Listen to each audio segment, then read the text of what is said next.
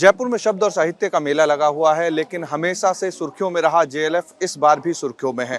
और सुर्खियां इस वजह से है कि एक टेंट का नाम मुगल टेंट है। यहां आप देखेंगे कि जो एरो है बिल्कुल ठीक सामने जो ये टेंट है, इसका नाम मुगल टेंट रख दिया गया है। और इसी को लेकर के अब बीजेपी के जो लोग हैं उनको आपत्ति हुई है। ये जो आप देख रहे हैं तमाम टेंट्स के जो अलग अलग नाम हैं, उसी को लेकर के एक नाम इसका भी है जिसको मुगल टेंट कहा गया है। मुगल टेंट मतलब कि यहाँ अलग अलग सेशन होते हैं, अलग अलग साहित्यकार जो है वो आते हैं और अपना सेशन अटेंड करते हैं। पब्लिक जो है वो उनको सुनती है, लेकिन बीजेपी के कई नेताओं ने इस टेंट के नाम को लेकर के आपत्ति जताई। उनका कहना यह है कि राजस्थान वीरों की धरती है, भक्ति की धरती है। यहाँ महाराणा प्रताप के नाम पर टेंट का नाम रखा जा सकता था, मीरा के नाम पर जो है वो टेंट का नाम रखा जा सकता था। साहित्य और शब्दों की दुनिया का जब बात और जिक्र हो रही है तो मुगल के नाम पर टेंट क्यों है। वीडियो जर्नलिस्ट महेश के साथ अमरदीप शर्मा, रिपब्लिक टीवी, जयपुर। देखिए, असम के मुख्यमंत्री हेमंत बिस्वा एक राष्ट्रवादी हैं और वो बहुत जागरूक हैं। उनके बयान बिल्कुल सही है और निश्चित रूप से जब उन्होंने भी बोल दिया और शाहरुख खान दूसरी तरफ जिस देश के लोगों ने उनको उठाया, उनके अंदर अहंकार दरसता है, अहंकार दिखाई देता है और अहंकार नहीं होता तो निश्चित रूप से वो हिंदुओं से माफ़ी मांगते। तो इसलिए उन्होंने बिस्वा जी ने भी बोल दिया कि पठान कौन है या वो भी, इसका मतलब सीधी सी बात है कि उसका बहिष्कार होना चाहिए। और मेरा तो हिंदू महासभा, संत महासभा से ऐसे फिल्मों का बहिष्कार होगा ही जिसमें काम करने वाले लोग इतने अहंकार में हैं, जहाँ पे भगवा को गलत तरीके से पेश किया गया है और उस पर अभी तक शाहरुख खान या दीपिका पादुकोण जी ने अभी तक माफ़ी भी नहीं मांगा, ना उसको हटाया भी। तो स्वाभाविक रूप से कि हिंदू समाज इसका बहिष्कार करेगा। इसको किसी भी तरीके से जितना हो सके हम बहिष्कार करेंगे अपने तरीके से, लोकतांत्रिक तरीके से। लगाया गया है उसी पे बीजेपी के जो एमएलए हैं उन्होंने कहा था कि और भी राजस्थान में महान हस्ती हैं जिनके नाम दिए जा सकते थे, मगर ऑर्गेनाइजर का कहना है, बीजेपी के एमएलए के रिप्लाई में कहना है कि मुगल जो शब्द है लाइफस्टाइल को दर्शाता है, किसी धर्म को या धर्म के लोगों को नहीं दर्शाता है, हमको राजनीति में नहीं पढ़ना है।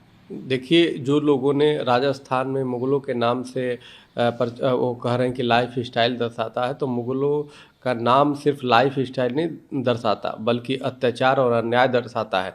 24 मई 1679 को जोधपुर से यही औरंगजेब ने कितने जोधपुर के मंदिरों को तोड़ा और राजस्थान के मंदिरों को तोड़ के बेशकीमती वहाँ पे मंदिरों को तोड़ फोड़ के प्रतिमाएं ला करके इसी दिल्ली के जामा मस्जिद के अंदर चिनवा दिया। ये दस्तावेज है।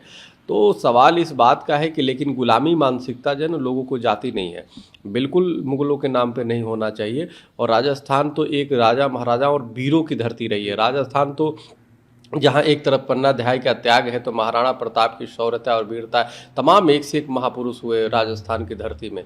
तो राजस्थान की इस वीर धरती में क्या हिंदू वीरों की कमी हो गई है कि मुगलों के नाम से कर रहे हैं?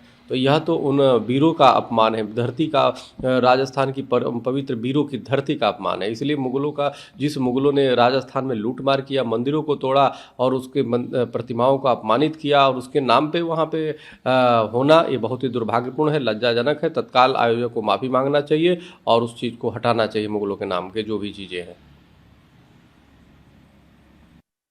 वीडियो दिखाई देगी मंदिर के ऊपर की, सिक्योरिटी लैब्स बताया जा रहा है, क्या कहना चाहिए?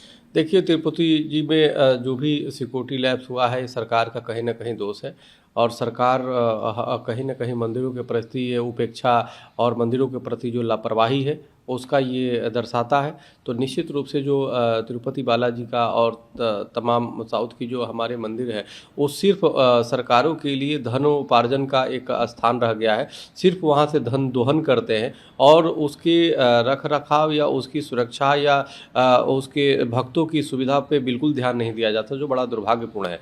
मैं चाहता हूँ जो भी इसमें जिम्मेदार लोग हैं उसको पे तत्काल कार्रवाई किया जाए, जो सुरक्षा के को हल्के में करके और हमारी मंदिर के अस्तित्व को संकट में डाला है। तो मैं चाहता हूं ऐसे लोगों पे सख्त कार्रवाई की जाए।